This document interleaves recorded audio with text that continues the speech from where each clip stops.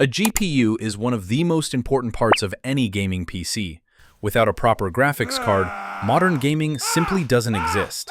Today, the GPU market is mainly controlled by three big players. In this video, we're focusing only on Nvidia graphics cards. This is not a basic tier list where cheaper automatically means worse. We're ranking these GPUs realistically, based on actual performance. So instead of starting at the top, we're starting from the very bottom. These are GPUs that can barely run modern games. At best, you're playing very light or very old games. These cards were never designed for gaming in the first place. Most modern games either won't run at all or will be completely unplayable. As a temporary solution, they're fine, but that's about it. Now let's move slightly up, but still stay in the low tier. These GPUs can run modern games, but only on low settings. Low graphics, stable FPS, and a lot of compromises. These are the kinds of GPUs people usually buy just to get a display output. They work for office tasks, browsing, and very basic use.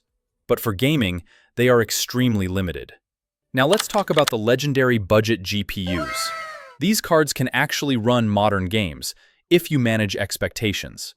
These are the GPUs that finally let you play, not just launch games. You won't be maxing out graphics, but the experience is playable. Esports games and lighter titles run comfortably on these cards. Even some modern games are possible, but only with low settings. This is where budget gaming actually begins. At the top of the low tier, performance finally starts feeling stable. These GPUs can handle 1080p gaming on medium settings. In some games, you can even push settings a bit higher. This is where gaming stops feeling frustrating and starts feeling enjoyable. But even here, limitations are still very clear. Most of these GPUs come with limited video memory, and that becomes a problem very quickly in modern games.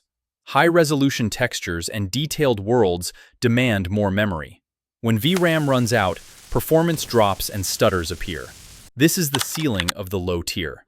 If your expectations are realistic, these GPUs can still do the job. But if you push them too hard, frustration comes very quickly. This is why understanding tiers actually matters. Low-tier GPUs exist to get you into gaming, not to give you the best experience. Now let's move on to the mid-tier, where things finally get interesting. The mid-tier is where gaming actually starts to feel good. Here, you're no longer just running games, you're actually playing them. 1080p gaming becomes the standard instead of a challenge. Visuals start looking good, and performance feels consistent. This is the tier most gamers should actually care about.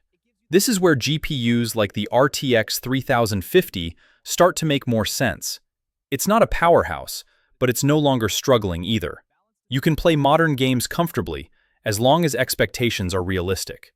Medium settings, stable frame rates, and far fewer compromises. This is where gaming starts feeling enjoyable instead of stressful. Now let's talk about the RTX 3060, where things really hit the sweet spot. This is the GPU most people end up being happy with. High settings finally make sense at 1080p. You stop fighting the settings and start enjoying the game. This is where balance between performance and value really shows. One big reason for this is VRAM. More VRAM means fewer stutters and smoother gameplay. As games become more detailed, memory matters more than ever.